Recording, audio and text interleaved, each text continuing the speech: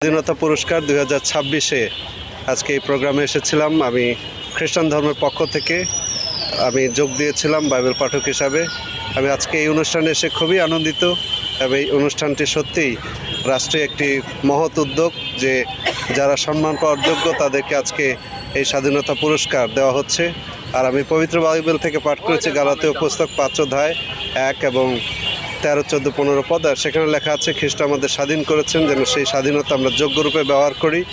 আমরা যেন একে অপরের সঙ্গে হিংসাহিংসি না করি। যদি তাই করি তাহলে আমরা একে অপরকে ধ্বংস করে তুলব। আর যে কারণে বাইবেল বলছে আইন কানুনের ঊর্ধ্বে আমাদের মূল কাজ হচ্ছে যেন প্রতিবেশীকে নিজের মতো করে আমরা প্রেম করতে পারি। তাহলে সমাজ এবং জাতির জন্য উন্নয়নের কিছু হবে। সবাইকে শুভকামনা জানাই। আজকে যারা অনুষ্ঠানে পদক পাচ্ছেন, পুরস্কার পাচ্ছেন, তাদেরকে অভিনন্দন জানাই এবং দেশ ও জাতির জন্য যারাই কাজ করছেন সবাই এইভাবে পুরস্কার প্রাপ্ত হোক এবং প্রভু আমাদের প্রত্যেককে আশীর্বাদ করুন। ধন্যবাদ। পদক 2026-এ আমি কারি মোহাম্মদ হাবিবুর রহমান মেশকাত, মুয়াজ্জিন বাইতুল মোকাররম জাতীয় মসজিদ। আমি আজকে এই অনুষ্ঠানে শুরুতেই পবিত্র কোরআন থেকে তেলাওয়াত করেছি। আলহামদুলিল্লাহ, এরকম রাষ্ট্রীয় অনুষ্ঠানে তেলাওয়াত করাটা খুবই সৌভাগ্যের বিষয়। আলহামদুলিল্লাহ, আল্লাহর পক্ষ থেকে মহান রব্বুল আলামিন আমাদেরকে সম্মান দিয়েছেন, আল্লাহ তৌফিক দান করেছেন। যারা আয়োজক, যারা এই অনুষ্ঠানের আয়োজন করেছেন তাদেরকেও সাধুবাদ জানাই, ধন্যবাদ জানাই। স্বাধীনতা পদক 2026 সেই উপলক্ষে আমরা টিভি টক পাঠ করার জন্য আজকে ওসমানী স্মৃতি মিলনায়তনে উপস্থিত হয়েছি।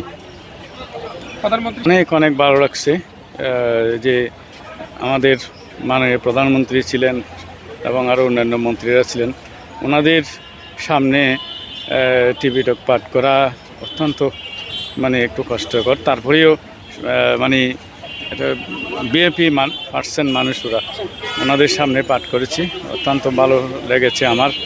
তো এটা হচ্ছে একটা রাষ্ট্রীয় প্রোগ্রাম। তো রাষ্ট্রীয় প্রোগ্রামের মধ্যে একটা টিভি টক পাঠ করা অত্যন্ত ভালো এবং বিশেষ করে ওনাকে অবশ্যই বিশেষ করে ওনাকে আমরা ধর্মীয় বৌদ্ধ ধর্মের যত জাতি ধর্ম বর্ণ নির্বিশেষে সবার পক্ষ থেকে ওনাকে ধন্যবাদ এবং কৃতজ্ঞতা জানাচ্ছি। বিশেষ করে আমাদের আজকে বৌদ্ধদের একজন প্রতিনিধিকে স্বাধীনতা পদকে ভূষিত করা হচ্ছে, সেজন্য বৌদ্ধদের পক্ষ থেকে আবারও ওনাকে ধন্যবাদ এবং কৃতজ্ঞতা জানাচ্ছি।